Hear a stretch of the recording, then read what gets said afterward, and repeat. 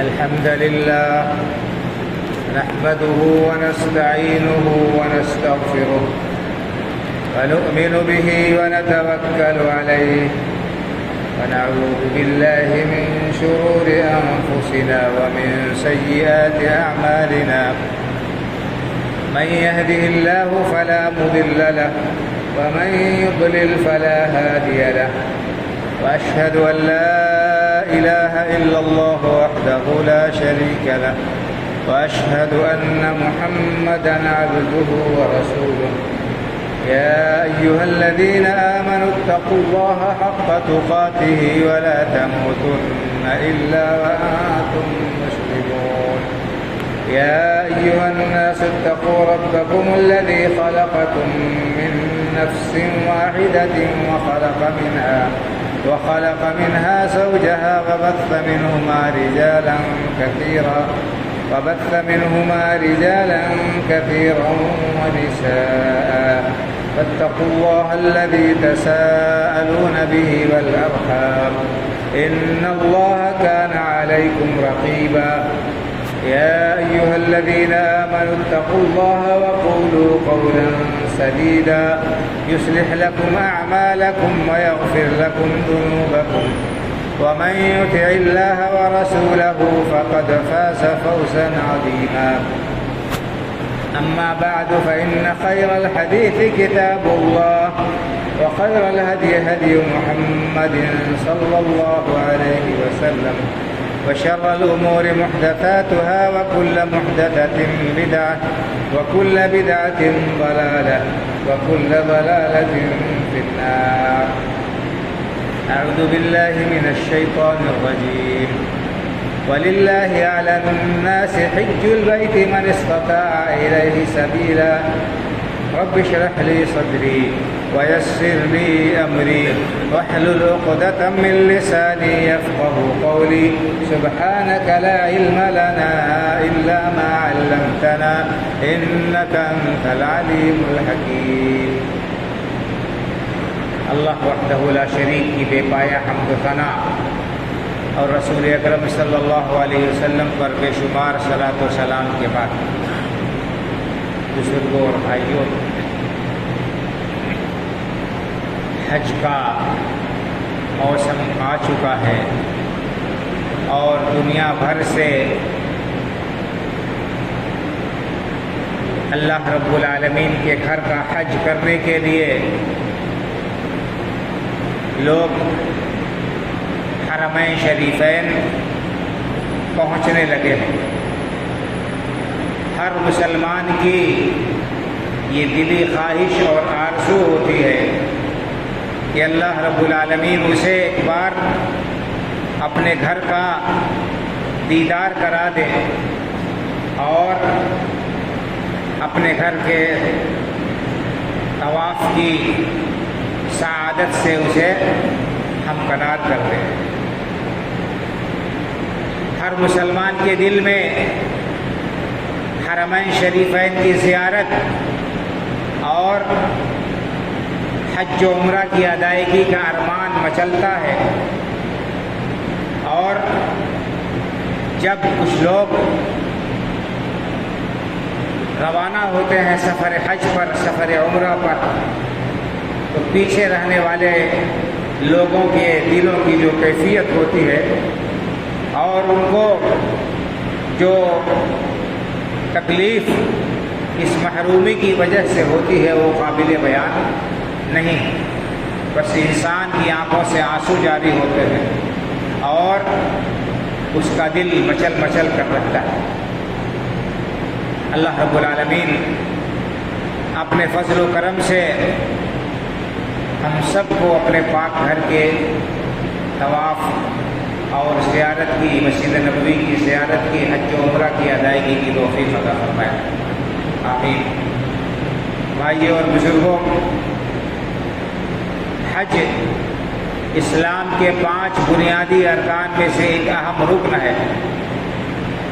آپ نے بار بار مشہور حدیث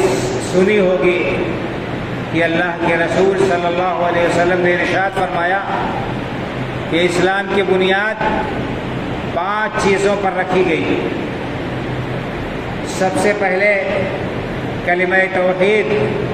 لا الہ الا اللہ محمد الرسول اللہ کی گواہی دینا، دوسرے نمبر پر نماز پڑھنا، تیسرے نمبر پر زکوٰۃ ادا کرنا، چوتھے نمبر پر ماہ رمضان کا روزہ رکھنا، اور 5ویں نمبر پر بیت اللہ کا حج کرنا۔ تو یہ بیت اللہ کا حج اسلام کے بنیادی ارکان میں سے ایک اہم رکن ہے۔ اگر کوئی شخص استطاعت کے باوجود بھی حج کے لیے نہیں جاتا ہے تو ایسے شخص کے سلسلے میں امیر المؤمنین حضرت عمر فاروق رضی اللہ تعالیٰ عنہ کا یہ فیصلہ ہے کہ ایسا شخص مومن نہیں ہے، مسلمان نہیں۔ حضرت عمر رضی اللہ تعالیٰ عنہ کے بارے میں آتا ہے کہ انہوں نے ایک بار کہا کہ میرا ارادہ ہوا کہ میں پتہ لگاؤں کہ کون لوگ ہیں جو حج کی استطاعت رکھنے کے باوجود حج کے لیے نہیں جاتے، تو میں ایسے لوگوں کے اوپر جزیہ مقرر کر دوں، ٹیکس مقرر کر دوں، کیونکہ ایسے لوگ مسلمان نہیں۔ تو اسلام کے 5 بنیادی اور اہم ارکان میں سے ایک اہم رکن بیت اللہ کا حج کرنا ہے۔ قرآن کریم میں اللہ رب العالمین نے اس بات کو بیان فرمایا ہے کہ وَلِلَّهِ عَلَى النَّاسِ حِجُّ الْبَيْتِ مَنِ اسْتَطَاعَ إِلَيْهِ سَبِيلًا، اللہ رب العالمین کے لیے ان لوگوں کے اوپر اس کے گھر کا حج کرنا فرض اور ضروری ہے جو وہاں جانے کی استطاعت اور طاقت رکھتے ہیں۔ تو حج فرض ہے۔ ایک بار اللہ کے رسول صلی اللہ علیہ وسلم نے صحابہ کرام رضی اللہ تعالیٰ عنہ مجمعین کو خطبہ دیا، فرمایا کہ اے لوگو، اللہ رب العالمین نے تمہارے اوپر حج فرض قرار دیا ہے تو تم حج کرو۔ ایک صحابی نے پوچھا کہ اللہ کے رسول صلی اللہ علیہ وسلم، کیا ہر سال حج کرنا فرض ہے؟ تو آپ نے فرمایا کہ اگر میں کہہ دیتا کہ ہر سال حج کرنا فرض ہے تو ہر سال فرض ہو جاتا، اور یہ تمہارے بس میں نہیں ہوتا۔ حج زندگی میں صرف ایک بار فرض ہے، حج ایک بار صرف فرض ہے زندگی میں۔ کس کے لیے؟ صاحب استطاعت کے لیے۔ صاحب استطاعت کون ہے؟ جو مسلمان ہو، عاقل ہو، بالغ ہو، اور جس کے پاس اپنے گھر کے ضروری اخراجات کے علاوہ اتنا پیسہ ہو کہ وہ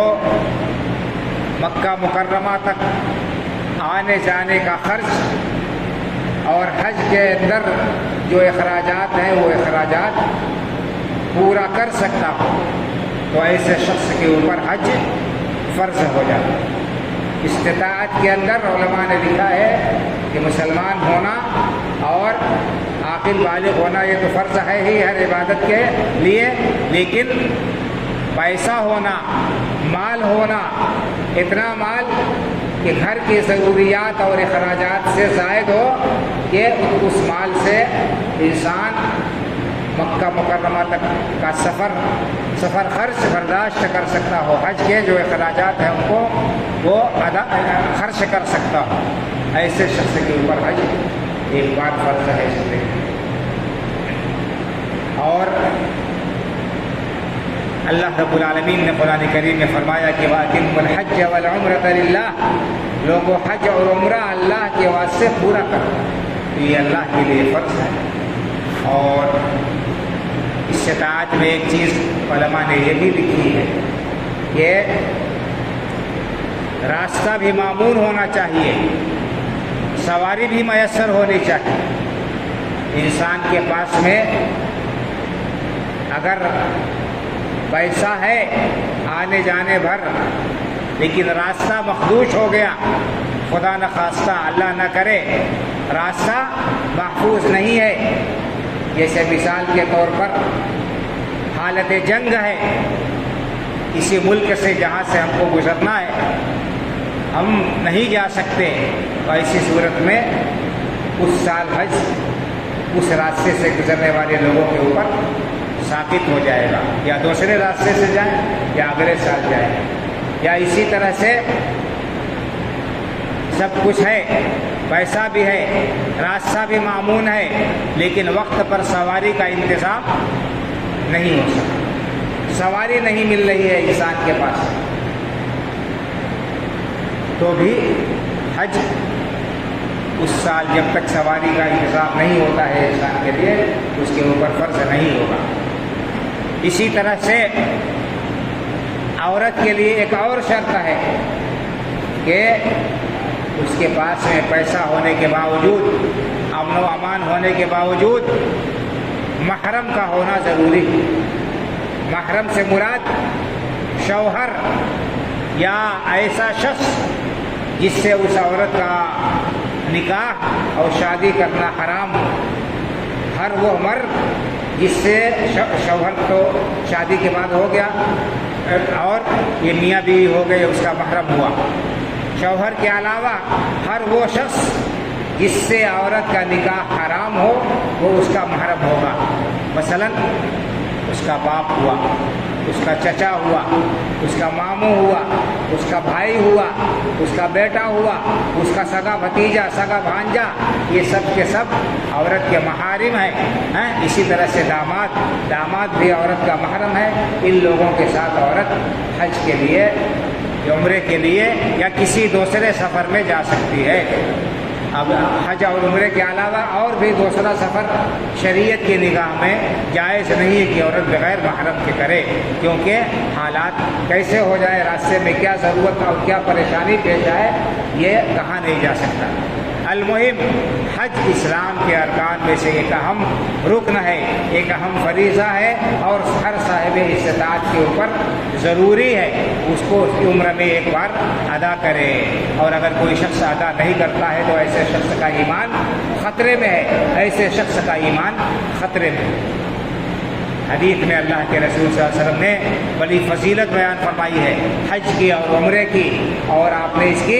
ترغیب دی ہے اور اس کی تلقین کی ہے۔ اللہ کے رسول صلی اللہ علیہ وسلم کا ارشاد ہے، آپ نے فرمایا تابعوا بین الحج والعمرہ فإنہما ينفیان الذنوب والفقر كما ينفي الكير خبث الحديد والذهب والفضة او كما قال صلی اللہ علیہ وسلم۔ آپ صلی اللہ علیہ وسلم کے اس فرمان کا مطلب یہ ہے کہ لوگوں حج و عمرہ کرتے رہو، اگر اللہ نے حیثیت دی ہے ایک بار سے زیادہ بھی جانے کی تو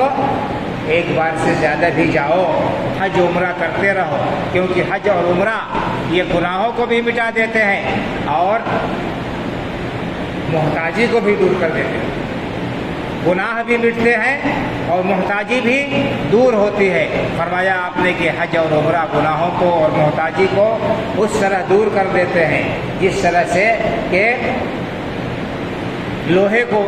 بھٹی میں ڈالا جاتا ہے، سونے اور چاندی کو بھٹی میں ڈالا جاتا ہے تو بھٹی میں جل کر اس لوہے کا سارا زنگ صاف ہو جاتا ہے، اس کے اوپر جو مرشا لگا جاتا رہتا ہے وہ جھڑ جاتا ہے۔ اسی طرح سے سونا اور چاندی، اس کے اوپر جو گندگی رہتی ہے، اس کے اوپر جو میل کچیل رہتا ہے وہ جل جاتا ہے اور خالص نکھر کر سونا نکل آتا ہے۔ اسی طرح سے انسان کے گناہ مٹ جاتے ہیں، اسی طرح سے انسان کے گناہ مٹ جاتے ہیں۔ ایک حدیث میں اللہ کے رسول صلی اللہ علیہ وسلم نے ارشاد فرمایا من حج فلم يرفث ولم يفسق رجع من ذنوبه كيوم ولدته امه او كما قال صلی اللہ علیہ وسلم۔ آپ کے اس فرمان کا مطلب یہ ہے کہ جو شخص حج کرتا ہے اور حج میں گناہ کے کاموں سے، اللہ کی نافرمانی کے کاموں سے، بے حیائی کے کاموں سے اور جماع سے اور عورتوں کے ساتھ جنسی گفتگو سے بچتا ہے، ایسا شخص گناہوں سے اس طرح سے پاک صاف ہو جاتا ہے جیسے بچہ اس دن گناہوں سے پاک صاف ہوتا ہے جس دن پیدا ہوتا ہے۔ بچہ جس طرح ماں کے پیٹ سے نکلتا ہے تو اس کے اوپر کوئی گناہ نہیں ہوتے ہیں، بالکل گناہوں سے پاک صاف رہتا ہے۔ اسی طرح سے کوئی آدمی حج کرتا ہے خالص خالص حج کرتا ہے، گناہ کے کاموں سے بچا رہتا ہے، تو اس کے سارے گناہ جھڑ جاتے ہیں، مٹ جاتے ہیں، ختم ہو جاتے ہیں۔ ایک دوسری حدیث میں اللہ کے رسول صلی اللہ علیہ وسلم نے ارشاد فرمایا ہے کہ الحج المبرور وليس له جزاء الا الجنہ، حج مبرور کا بدلہ، حج مقبول کا بدلہ جنت کے علاوہ کچھ بھی نہیں۔ یعنی جس شخص کا حج قبول ہو گیا،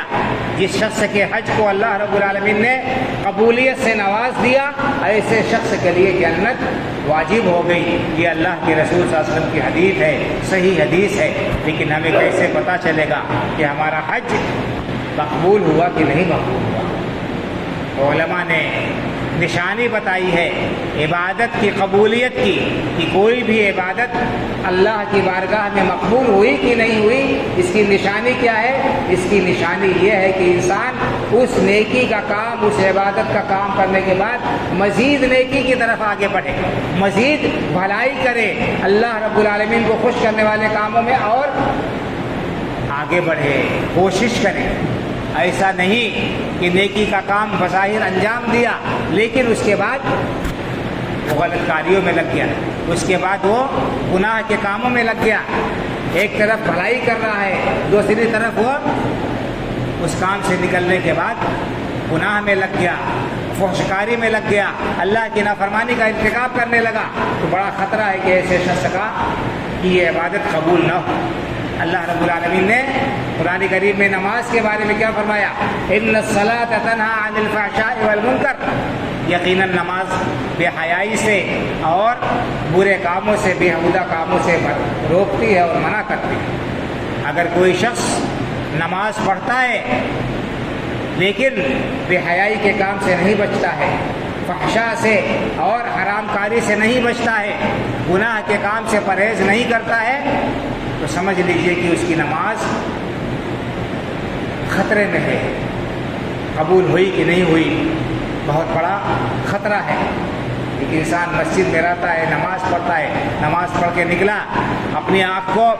اپنی نگاہوں کو آزاد چھوڑ دیا، حرام چیزیں دیکھ رہا ہے، اپنی زبان کا غلط استعمال کر رہا ہے، گالی گفتاری بک رہا ہے اور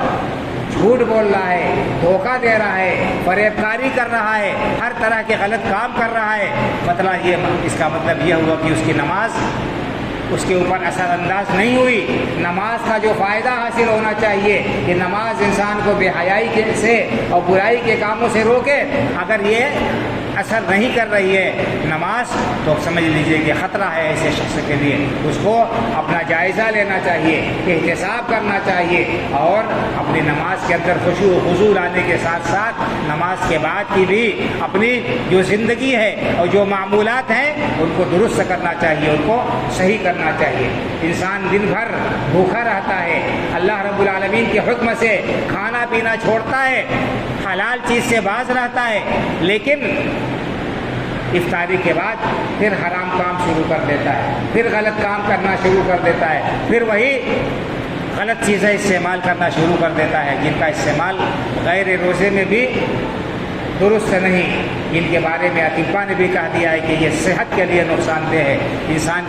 کے لیے مہلک ہے، زہر قاتل ہے اور کینسر کا سبب بنتے ہیں۔ ایسی چیزوں کا انسان استعمال کرے، حرام چیزوں سے نہ بچے، حلال چیزوں کو چھوڑ دے، تو گویا کہ روزے کا فائدہ اسے حاصل نہیں ہوا۔ المہم کہنے کا مطلب یہ ہے بھائیوں بزرگوں کہ حج مبرور، حج مقبول کی علامت کیا ہے؟ جس کا بدلہ اللہ رب العالمین نے بتایا ہے کہ اس کا بدلہ جنت ہے، وہ ہے کہ اس کے بعد انسان نیکی کے کام کرے، بھلائی کے کام کرے، اللہ رب العالمین کی اطاعت کے کاموں میں آگے بڑھے۔ اس کی حج سے پہلے کی جو زندگی ہے وہ حج کے بعد کی زندگی اس سے بالکل الگ اور مختلف ہو، نیکیوں، بھلائیوں اور اللہ رب العالمین کو راضی کرنے والے کاموں میں انسان سبقت کرے۔ اسی طرح سے ایک اور حدیث میں اللہ کے رسول صلی اللہ علیہ وسلم نے حج کی فضیلت بیان فرمائی ہے کہ حج انسان کے پچھلے سارے گناہوں کو مٹا دیتا ہے، معاف کر دیتا ہے۔ حضرت عبداللہ بن عمرو بن عاص رضی اللہ تعالیٰ عنہ بڑے مشہور صحابی ہیں، پہلے بڑے سخت دشمن تھے اسلام کے اور اللہ کے رسول صلی اللہ علیہ وسلم کے خلاف میدان جنگ میں آتے تھے، لیکن بعد میں مسلمان ہوئے اور زبردست مسلمان ہوئے اور انہوں نے مصر فتح کیا. فاتح مصر ہیں حضرت عمرو بن عاص رضی اللہ تعالیٰ عنہ. اسی طرح سے اور بھی بڑے بڑے معرکوں میں انہوں نے حصہ لیا. کہتے ہیں کہ جب میرے دل میں اللہ تعالیٰ نے اسلام ڈالا, اسلام لانے کے لیے میرا دل آمادہ و تیار ہوا, تو میں اللہ کے رسول صلی اللہ علیہ وسلم کی خدمت میں حاضر ہوا اور آپ سے کہا کہ اللہ کے رسول صلی اللہ علیہ وسلم آپ اپنا دست مبارک پھیلائیے, آپ اپنا ہاتھ پھیلائیے, میں آپ کے ہاتھ پر بیعت کرنا چاہتا ہوں. چنانچہ اللہ کے رسول صلی اللہ علیہ وسلم نے اپنا دست مبارک پھیلا دیا تاکہ میں آپ کے ہاتھ پر بیعت کروں. تو پھر میں نے اپنا ہاتھ کھینچ لیا, میں نے اپنا ہاتھ کھینچ لیا. تو اللہ کے رسول صلی اللہ علیہ وسلم فرمائے کہ کیا بات ہے عمر, کیا بات ہے, کیوں ہاتھ کھینچ لیا؟ تو میں نے کہا اللہ کے رسول صلی اللہ علیہ وسلم میں ایک شرط رکھنا چاہتا ہوں, میں ایک شرط رکھنا چاہتا ہوں. آپ نے فرمایا کیا شرط ہے؟ تو انہوں نے کہا کہ اللہ کے رسول صلی اللہ علیہ وسلم میں یہ چاہتا ہوں کہ اسلام لانے کے بعد میرے جو پچھلے گناہ ہیں, اسلام سے پہلے میں نے بڑے گناہ کیے ہیں, بڑی خطائیں کی ہیں, بڑی غلطیاں میں نے کی ہیں, میں یہ چاہتا ہوں, میری یہ خواہش ہے کہ میرے یہ سارے کے سارے گناہ معاف ہو جائیں. تب تو اسلام لانے کا فائدہ ہے کہ اسلام لانے کے بعد میرے پچھلے گناہ معاف ہو جائیں. تو اللہ کے رسول صلی اللہ علیہ وسلم نے فرمایا کہ اے عمر, تمہیں پتہ نہیں کہ اسلام پچھلے سارے گناہوں کو مٹا دیتا ہے. ایک آدمی مسلمان نہیں تھا, جب وہ اسلام قبول کرتا ہے, دائرہ اسلام میں داخل ہوتا ہے, اللہ رب العالمین کی توحید کا کلمہ پڑھتا ہے, اس کی وحدانیت کا اقرار کرتا ہے, اس کے رسول صلی اللہ علیہ وسلم کی نبوت و رسالت کا اقرار کرتا ہے, اس کی وجہ سے اس کے پچھلے سارے گناہ جو کفر و شرک تھے وہ سب کے سب کیا ہے, معاف ہو جاتے ہیں, وہ مٹ جاتے ہیں. اسی طرح سے ہجرت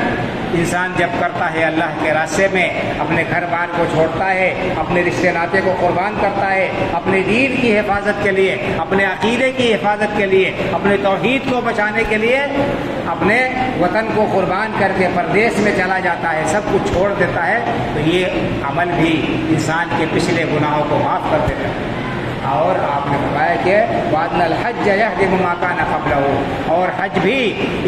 انسان کے پچھلے گناہوں کو معاف کر دیتا ہے. تو انسان کے جو پچھلے گناہ ہوتے ہیں حقوق اللہ سے متعلق, جو اللہ کے حق میں کوتاہی کی ہے, نمازیں نہیں پڑھی ہیں, روزوں میں کوتاہی کی ہے, اور دیگر عبادات میں اس سے غفلت ہوئی ہے, اللہ رب العالمین نے کے جو حقوق ہیں زکوٰۃ وغیرہ کی ادائیگی میں کوتاہی ہوئی ہے, تو یہ حقوق حج کی وجہ سے معاف ہو جائیں گے. لیکن حقوق العباد جب تک بندوں سے انسان معافی طلب نہیں کرائے گا معاف نہیں ہوں گے. آپ کسی کا حق مار لیا ہے, کسی کا دبا کر بیٹھ گیا ہے, کسی کا مال ہڑپ لیا ہے, چاہے وہ جتنا حج کر لے, جب تک اس بندے سے معافی تلافی نہیں کر لے گا, جب تک اس کا حق ادا نہیں کر دے گا, اللہ رب العالمین کے ہاں چھٹکارا ملنے والا نہیں ہے. بھائی اور بزرگوں, حقوق العباد کا معاملہ بڑا ہی اہم ہے, حقوق العباد کا معاملہ بڑا ہی خطرناک ہے. اللہ رب العالمین اپنے حقوق کو معاف کر دے گا, لیکن حقوق العباد جب تک بندے معاف نہیں کر دیں گے اس وقت تک معاف نہیں ہوں گے. اس لیے ہمیں اس پہلو پر غور کرنے کی ضرورت ہے. بھائی اور بزرگوں, سنجیدگی کے ساتھ غور کرنے کی ضرورت ہے. اور اگر ہم نے کسی کے ساتھ زیادتی کی ہے, کسی کی حق تلفی کی ہے, کسی کا مال ہڑپا ہے, کسی کو ستایا ہے, تکلیف دی ہے, کسی کی عزت و آبرو کو پامال کیا ہے, تو اسی دنیا میں معافی تلافی کر لے, بدلہ دے دے اور ان کو راضی کر لے قیامت کا دن آنے سے پہلے, کیونکہ وہ دن بڑا خطرناک ہوگا. اس دن ہر انسان کے ساتھ انصاف ہوگا, ہر مظلوم کو پورا بدلہ ملے گا. اور اس دن بدلہ کیسے ملے گا؟ اس دن بدلہ نیکیوں اور برائیوں کے ذریعے ملے گا. بھائی اور بزرگوں, آپ کے سامنے میں اسی ممبر سے یہ حدیث بیان کر چکا ہوں, صحیح مسلم شریف کی حدیث کی. اللہ کے رسول صلی اللہ علیہ وسلم نے فرمایا کہ میری امت کا سب سے مفلس انسان, سب سے بڑا مفلس اور محتاج اور فقیر انسان وہ ہوگا جو قیامت کے دن جس کا دامن خالی ہو جائے گا. ایسا شخص ہوگا جو دنیا میں بڑا نیک رہا ہوگا اور اس نے حقوق اللہ کی ادائیگی میں بڑی محنت کی ہوگی، بڑا صدقہ و خیرات کیا ہوگا، بڑی قربانیاں کی ہوں گی، بڑی نمازیں پڑھی ہوں گی، اور اسی طرح سے اللہ کے راستے میں خوب مال خرچ کیا ہوگا، لیکن قیامت کے دن آئے گا، حدیث میں آئے کہ پہاڑ کی طرح سے اس کی نیکیاں ہوں گی، اس کی نیکیاں پہاڑ کی طرح سے ہوں گی، لیکن آئے گا اس حال میں کہ کسی کو کے اوپر جھوٹا الزام لگایا ہوگا، کسی کو گالی دی ہوگی، کسی کو تھپڑ مارا ہوگا، کسی کا مال ہڑپا ہوگا، کسی کا خون بہایا ہوگا، بندوں کے اوپر ظلم کیا ہوگا، تو ہر بندے کے اوپر اس نے جتنا ظلم کیا ہے اس کی نیکیوں میں سے اس مظلوم کو حصہ دے دیا جائے گا، یہاں تک کہ اس کی ساری نیکیاں ختم ہو جائیں گی، ساری نیکیاں اس کی ختم ہو جائیں گی، لوگوں کے حقوق رہ جائیں گے، اور اس کے بعد کیا ہوگا؟ لوگوں کے گناہ لے کر اس کے اوپر لاد دیے جائیں گے اور اس کو جہنم میں ڈال دیا جائے گا۔ یہ ہے بڑا خطرناک معاملہ بھائی اور بزرگوں، حقوق العباد کا، اس لیے حقوق العباد کے سلسلے میں بالکل کوتاہی نہیں ہونی چاہیے، اور انسان کو اسی دنیا میں دب کر اور اپنے آپ کو ذلیل کر کے، اپنے نفس کو کچل کر لوگوں سے جس کے اوپر ظلم کیا ہے اس کا حق دے دینا چاہیے، اور اس سے معافی تلافی کر کے اس کو راضی کر لینا چاہیے، ورنہ آج اگر شیطان نے ہمیں عقل میں اور تکبر میں مبتلا کر دیا کہ ہم بڑے ہیں، اگر ہم معافی مانگ لیں گے تو ہماری شان گھٹ جائے گی، ہماری ناک کٹ جائے گی، ہماری بے عزتی ہو جائے گی، دنیا میں چاہے بچ جائیں لیکن اللہ رب العالمین کے ہاں کوئی بچانے والا نہیں ہوگا۔ تو اس لیے اس پہلو پر بڑے غور کی ضرورت ہے۔ بہرحال بات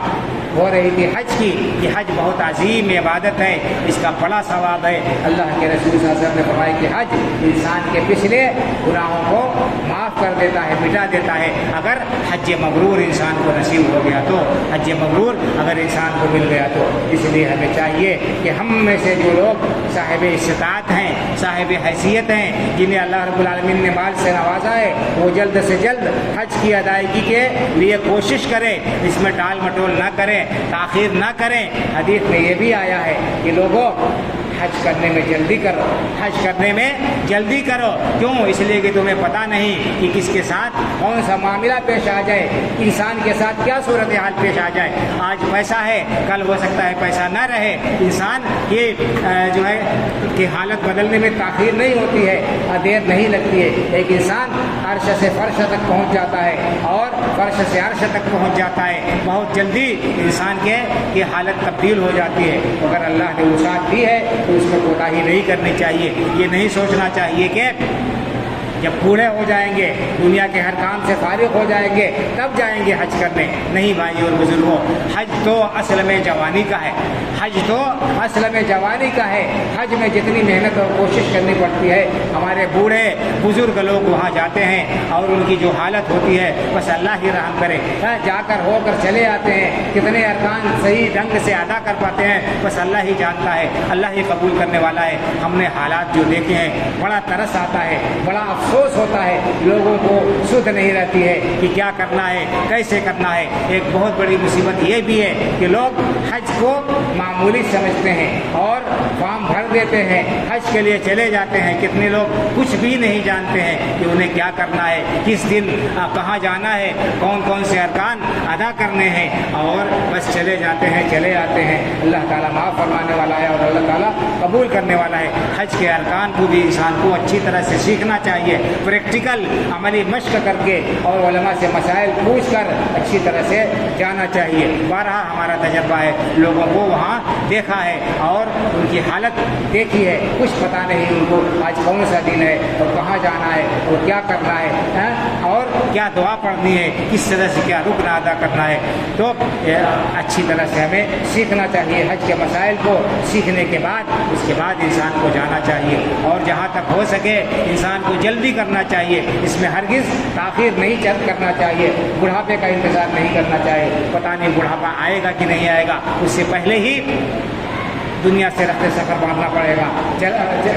بچ جائے گا اور یہ قرض رہ جائے گا۔ یہ قرض ہے بھائیوں اور بزرگوں۔ اگر کوئی شخص صاحب استطاعت ہے اور اگر حج ادا نہیں کرتا ہے تو قرض ہے اس کے ذمے، اور اس کے ورثہ پر ضروری ہے اگر وہ انتقال کر جاتا ہے کہ اس کی طرف سے حج بدل کرائے۔ اللہ کے رسول صلی اللہ علیہ وسلم سے ایک خاتون نے پوچھا، ایک عورت نے اللہ کے رسول صلی اللہ علیہ وسلم سے سوال کیا اور پوچھا کہ اے اللہ کے رسول صلی اللہ علیہ وسلم، میرے والد ہیں، بہت بوڑھے ہو گئے ہیں، وہ سواری پر بیٹھ نہیں سکتے ہیں، لیکن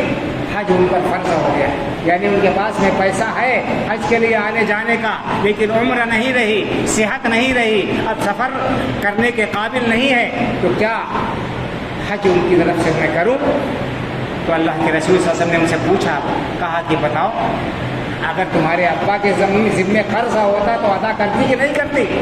آپ نے سوال کیا، پوچھا کہ بتاؤ اگر تمہارے والد کے ذمے قرض ہوتا تو تم ان کا قرض ادا کرتی کہ نہیں ادا کرتی؟ کہا ہاں اللہ کے رسول میں ضرور ادا کرتی۔ تو آپ نے فرمایا کہ یہ اللہ کا قرض ہے اور اللہ کا قرض زیادہ حقدار ہے اس بات کا کہ اس کو ادا کیا جائے۔ تو اگر کوئی شخص صاحب استطاعت ہے، پیسہ ہے اس کے پاس میں، لیکن صحت سے وہ مجبور ہے، زندہ ہے، تو اسے چاہیے کہ وہ اپنی طرف سے کسی کو بھیجے حج بدل کرانے کے لیے، اور اگر بیمار پڑ گیا اور نہیں آ سکا اور تو اس کے اور انتقال کر گیا تو اس کے ورثہ کی ذمہ داری ہے کہ وراثت کی تقسیم سے پہلے اس کے ذمہ جو حج فرض تھا اس کو کہ اس کی طرف سے کسی کو حج بدل کے لیے بھیجیں، حج کرائیں، تاکہ اللہ رب العالمین کے یہاں اس کی گرفت نہ ہو، اس کی پکڑ نہ ہو۔ بہرحال حج بہت ہی عظیم عبادت ہے اور ذی الحجہ کے مہینے میں ادا ہوتا ہے، اور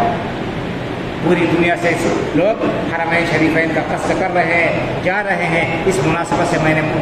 مناسب سمجھا کہ حج کے فضائل و مناقب اور اس کی فرضیت اور اس کی اہمیت کے سلسلے میں آپ کے سامنے کچھ باتیں عرض کر دوں۔ اللہ رب العالمین سے دعا ہے کہ اللہ تعالی ہم سب لوگوں کو اپنے گھر کے دیدار اور طواف و زیارت کی سعادت نصیب فرمائے۔ اللہ رب العالمین ہم سب کو حج و عمرہ کی سعادت سے ہمکنار کرے۔ اللہ کے رسول صلی اللہ علیہ وسلم کی مسجد مبارک مسجد نبوی کے دیدار سے، وہاں پر نماز کی ادائیگی سے اللہ تعالی ہمیں مشرف فرمائے، اسلام پر زندہ رکھے، ایمان پر ہمارا خاتمہ ہو، آمین۔ اقول قولی ھذا واستغفر اللہ لی ولکم ولسائر المسلمین فاستغفروہ من کل ذنب انہ هو الغفور الرحیم۔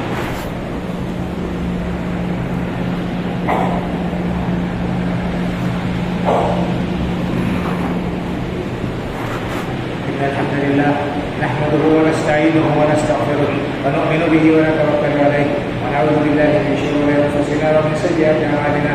من يهده الله فلا مضل له ومن يضلل فلا هادي له، واشهد ان لا اله الا الله وحده لا شريك له، واشهد ان محمدا عبده ورسوله، ان الله وملائكته يصلون على النبي يا ايها الذين امنوا صلوا عليه وسلموا تسليما، اللهم صل على محمد وعلى ال محمد كما صليت على ابراهيم وعلى ال ابراهيم انك حميد مجيد، اللهم بارك على محمد وعلى ال محمد كما باركت على ابراهيم وعلى ال ابراهيم انك حميد مجيد، اللهم انصر من نصر دين محمد صلى الله عليه وسلم وجعلنا منهم، واخذل من خذل دين محمد صلى الله عليه وسلم ولا تجعلنا منهم، عباد الله رحمكم الله، ان الله يأمر بالعدل والاحسان وايتاء ذي القربى وينهى عن الفحشاء والمنكر والبغي يعظكم لعلكم تذكرون، اذكروا الله يذكركم وادعوه يستجب لكم ولذكر الله اكبر والله يعلم ما تصنعون۔